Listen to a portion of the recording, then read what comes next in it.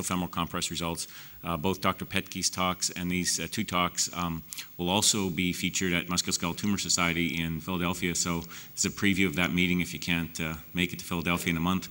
But at any rate, all this data is new, as is the data from Stanford and from Memorial in New York. So, Rosie.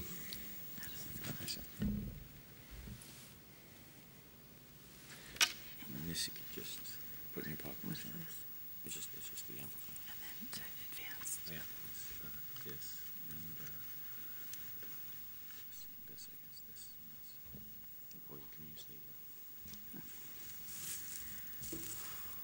the... I'd like to thank the Osseointegration Society for giving me the opportunity to present our work today.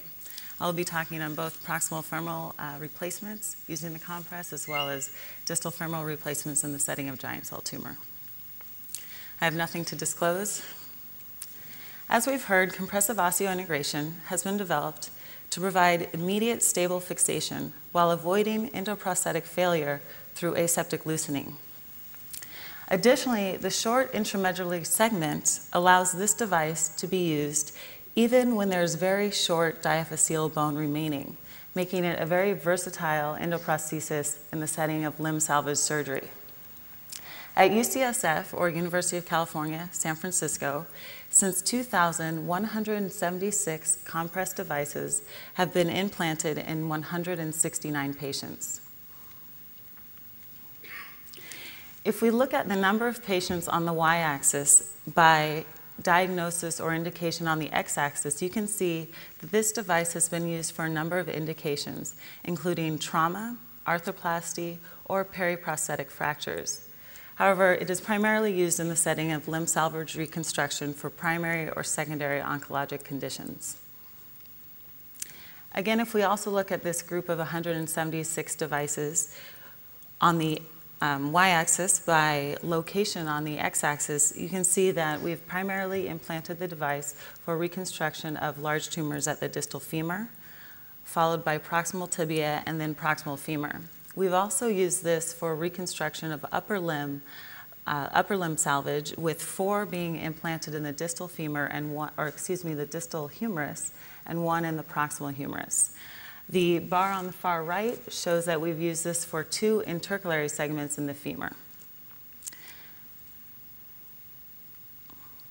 Again, I will be focusing initially on our experience with primary tumors in the proximal femur. Reconstruction of massive proximal femur defects has traditionally relied upon stemmed endoprostheses. The rates of infection and aseptic loosening have traditionally been low in the proximal femur. However, as our patients are living longer and as this group traditionally comprises a younger age group, we need to find a solution to aseptic loosening and provide stable fixation for long-term functional benefits. Over the past 20 years, there have been over 900 cases of stemmed endoprostheses for massive reconstruction of the proximal femur published.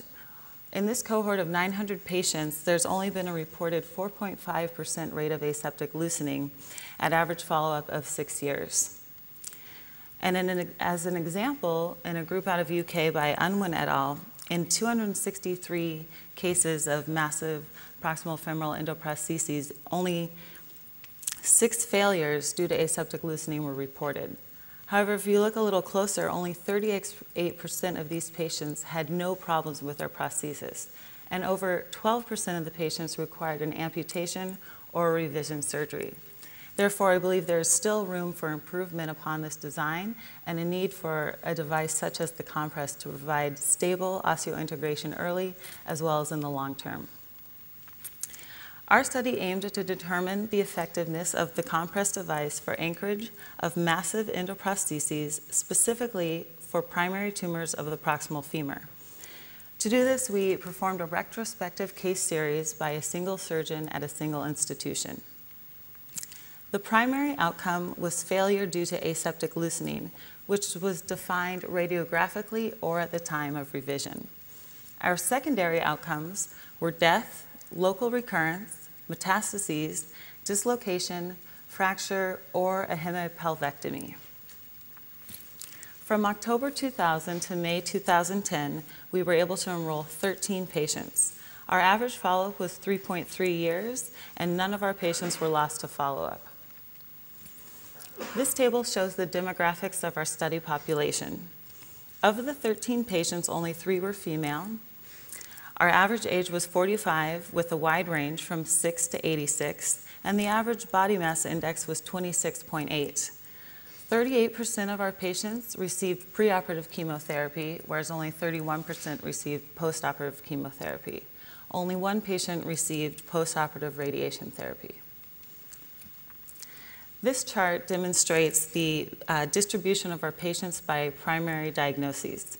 7 of our patients had a chondrosarcoma, 3 patients had osteosarcoma, 2 patients had Ewing sarcoma, and 1 patient had a collision tumor. This patient had an existing fibrous dysplasia of the proximal femur and then developed metastatic prostate cancer at the same location. I wanted to show this chart to demonstrate the different average ages by diagnosis. So, as is consistent with the literature, our patients with chondrosarcoma had an older average age of 69 compared to the Ewing sarcoma and the osteosarcoma group with an average age of 16 and 13 respectively. 100% of our patients with osteosarcoma and Ewing sarcoma received preoperative chemotherapy, as it is the standard of care. This table shows the results from our study. None of our patients went on to develop aseptic loosening. There was 1 infection, 2 local recurrences, and 1 metastasis. 1 patient ultimately went on to a hemipelvectomy, and throughout the course of the study, there were 3 deaths. 3 of our patients required a second surgery. This table is a further explanation of the second surgeries. DJ was a 42-year-old woman who had what we thought was a low-grade chondrosarcoma in the proximal femur. She underwent resection and reconstruction with the compress and then required a second surgery due to soft tissue recurrence. She's currently alive but does have lung metastases. Our second patient, MA, is a 56-year-old gentleman also with low-grade chondrosarcoma. After placement of the compress device, he had to have multiple soft tissue resections and ultimately went on to a hemipelvectomy due to the soft tissue recurrences.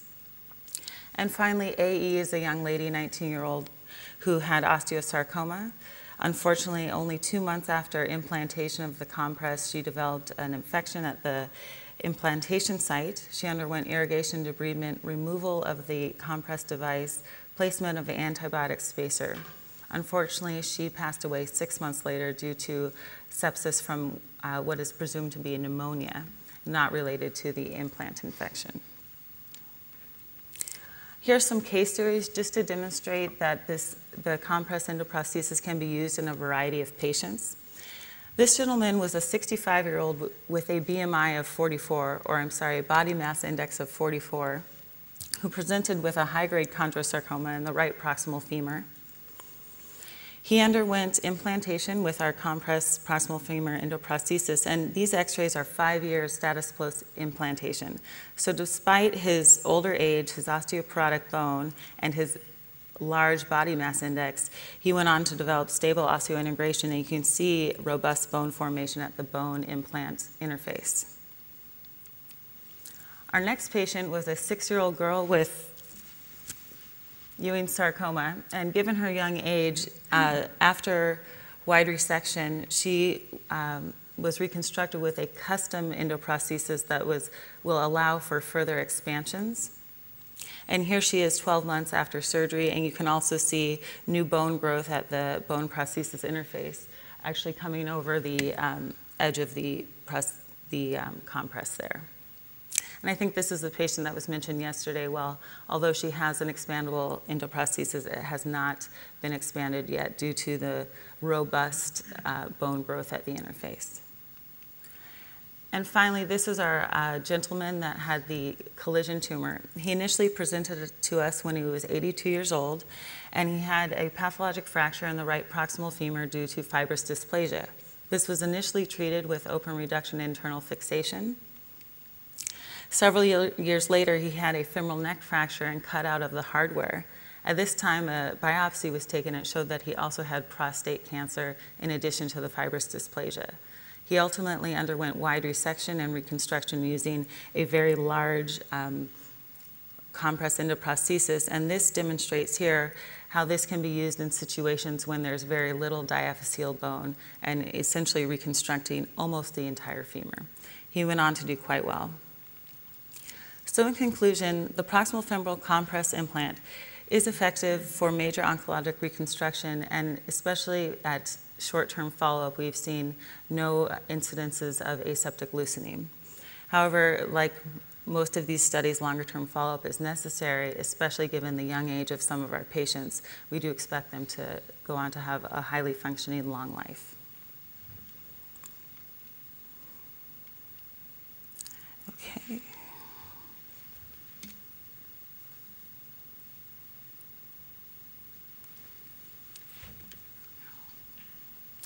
And now I'll go on to talk about reconstruction of the distal femur in the setting of giant cell tumor. I still have nothing to disclose. So giant cell tumor is considered to be one of the most common tumors in the young to middle-aged adult, occurring mostly in the ends of diaphyseal bones. Although it is considered a benign tumor, it's known to have a very aggressive course, and it has local recurrent rates reported from 10 to 50%, depending on the grade of the tumor and the treatment, and a known metastasis rate to the lungs of 3 to 5%. In a study published in 1970 by Goldberg et al., who reviewed over 200 cases of giant cell tumors, he found that 57 occurred in the distal femur, making that the most common location in that series, and that only 32 of those patients were cured by their initial treatment, and there was 16 of those had local recurrences, 21 went on to amputation, and 2 actually died of metastases and giant cell tumor. Over the years, treatment has advanced so that intralesional treatment of grade 1 or grade 2 tumors is the standard of care. Following Goldberg's initially dismal results with a high rate of local recurrence following curettage alone, Blakely advocated curettage with a high-speed burr plus bone grafting, and Johnston et al. Advocated curettage plus packing with acrylic cement and reconstruction using rebar. Many others have advocated the use of adjuvant therapies such as phenol or liquid nitrogen, but together all of these treatments have produced a lower recurrence rate on the order of 8 to 12% with grade 1 or grade 2 tumors. However, for grade 3 giant cell tumor, in-block resection is usually required to achieve local control, and it may also be required in patients who present with a pathologic fracture or those patients that have multiple local recurrences. Traditionally, allografts were used for reconstruction in these situations to preserve joint function. However, Muscalo noted that while 76% of the 52 distal femur giant cell tumors treated with allograft reconstruction, 76% did have a good functional result, but 12% required a second reconstruction. 3 of those patients required an ultimate prosthesis, and 10 of those patients were treated with primary arthrodesis. So actually, the results are not that wonderful with allograft in this patient population. This prompted others to move on to using a standard stemmed endoprosthesis, either cemented or uncemented, when performing an in-block resection at the distal femur for a giant cell tumor. Now, unlike the proximal femur, there are higher rates of aseptic loosening around the knee, and especially at the distal femur. Schwartz in 2009 looked at 186 cases of cemented endoprostheses at the distal femur for oncologic indications. At 10 years, there was a 77% survival rate, but out past 20 years and at 25 years, there was only a 50% implant survival rate. And the primary mode of failure in this group was aseptic loosening. So again, this provides an opportunity for more stable integration and long-term integration of the implant, which may be provided by the compress. Again, compress osseointegration aims to reduce the rates of aseptic loosening and provide long-term stability and function. From a retrieval study in 2008, O'Donnell showed that 10 of the 12 implants demonstrated gross, as Dr. Pedke showed in his last slide, as well as histologic evidence of ongoing osseointegration at the time of retrieval. 2 of the implants that did not show the integration had a diagnosis of septic loosening. So this is shown to be a very stable construct. And as we just heard, compressive osseointegration of the distal femur for a number of indications shows very good short-term and mid-term survival rate, with only a 4% rate of aseptic loosening and 83.5% overall implant survival rate at 5 years. But it's important to remember that this is a group of heterogeneous patients, and many of them received chemotherapy prior to their large surgery. That is why we wanted to look at patients with giant cell tumor. This is a patient population that's generally relatively young, and none of them undergo chemotherapy. So this is a good opportunity to look at how the compress can function in the long term. To do this, we performed a retrospective consecutive case series by a single surgeon at a single institution. All patients who received a distal femoral reconstruction using the compress device from 2000 to 2009 in the setting of giant cell tumor were included in our study. Our primary outcome, again, was revision due to aseptic loosening, again defined either radiographically prior to surgery or at the time of revision. And our secondary outcomes were infection, local recurrence, metastasis, death, amputation, or fracture around the compress. We enrolled 14 patients who underwent 15 compress implantations over the 9-year period. The average follow-up was over 3 years at 39 months, and we did lose 3 patients in follow-up. However, all 3 patients are included in our analyses because they made at least 3-year follow-up. Of our 14 patients, the average age was 34, and the female to male ratio was nearly equal. The body mass index was 32.8, and the time from diagnosis of giant cell tumor to implantation with the compress device was 5 years. 4 of these patients underwent in-block resection and reconstruction as primary treatment for the giant cell tumor, whereas 11 patients had already undergone intralesional treatment, which failed. This graph again shows the number of patients on the y-axis by indication on the x-axis. 5 patients underwent reconstruction using the compress for degenerative changes following intralesional treatment with curettage and packing. 2 patients had a fracture, 2 patients had failure of a previously implanted prosthesis, and 2 patients had local recurrence.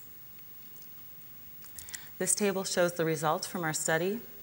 1 patient had aseptic loosening. This occurred at 28 months following implantation of the compress.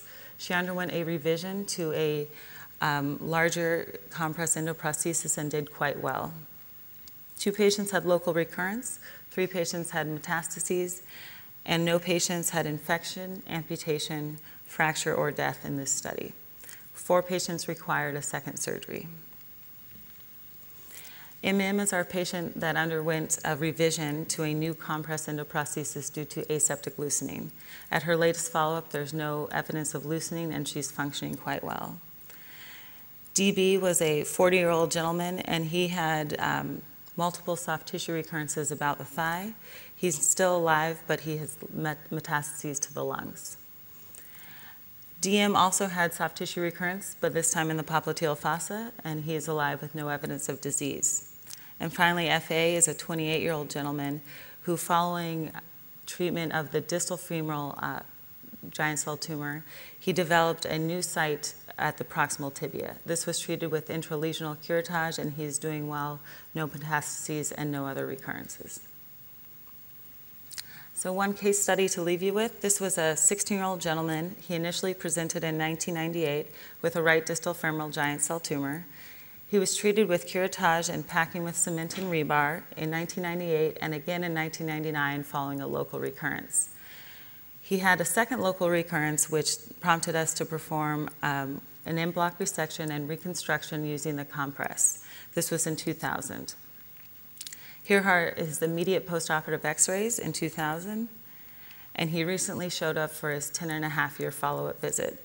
As you can see, he's got extremely stable osseointegration with the elephant's hump and good bony growth at the prosthetic bone interface. So in conclusion, definitive reconstruction of the distal femur in the setting of giant cell tumor using compressive osseointegration technology does provide acceptable short-term survivorship. In this group of patients that has a long life expectancy and is generally diagnosed in early adulthood, longer-term studies are needed to confirm the efficacy of the compress endoprosthesis. Thank you to Andy Pedke, Andy Fang, and Dr. O'Donnell for your support and help in this project. Thank you.